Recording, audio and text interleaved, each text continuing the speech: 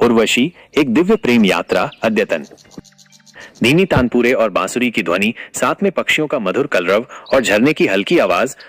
यह एक साधक की कहानी है, एक ऐसा साधक जिसने संसार की सभी इच्छाओं को त्याग कर केवल एक प्रेम की ओर जीवन समर्पित कर दिया।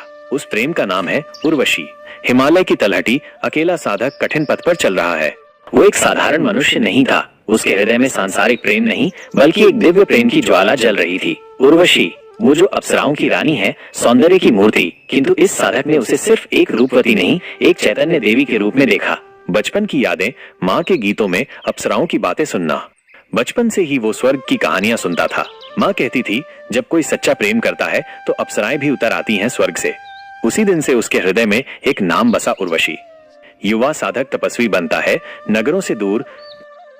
जब उसकी आयु प्रेम करने की आयु थी, उसने संसार से मुंह मोड़ लिया, क्योंकि उसका प्रेम इस पृथ्वी का नहीं था।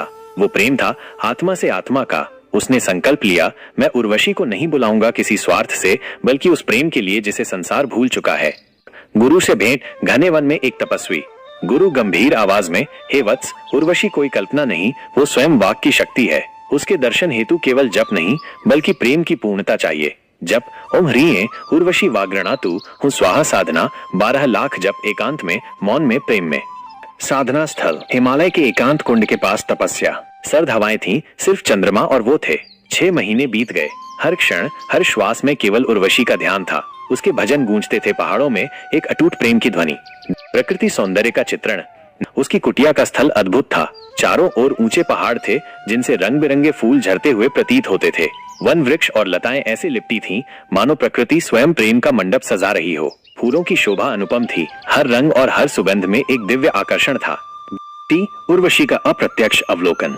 और उर्वशी, वो स्वर्ग की अप्सरा, सौंदर्य की अधिष्ठात्री, चुपके चुपके अपने प्रेमी को देखती थी। कभी झरने के पीछे से, कभी वृक्षों की ओट से। उसकी भक्ति और प्रेम की गहराई को वो अनुभव करती थी। उर्वशी का आंशिक दर्शन। नरेटर, कभी कभी जब साधक गहरे ध्यान में होता, उसे एक क्षण के लिए प्रकाश की एक दिव्य झलक दिखती। एक मधुर सुगंध हवा में फैल जाती, मानो उर्वशी ने अपनी उपस्थिति का आभास कराया हो।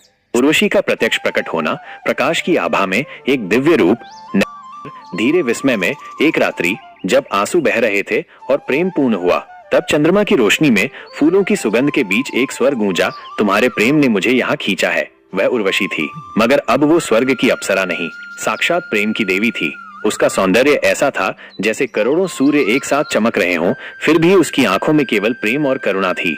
उर्वशी और साधक का आत्म संवाद और मिलन।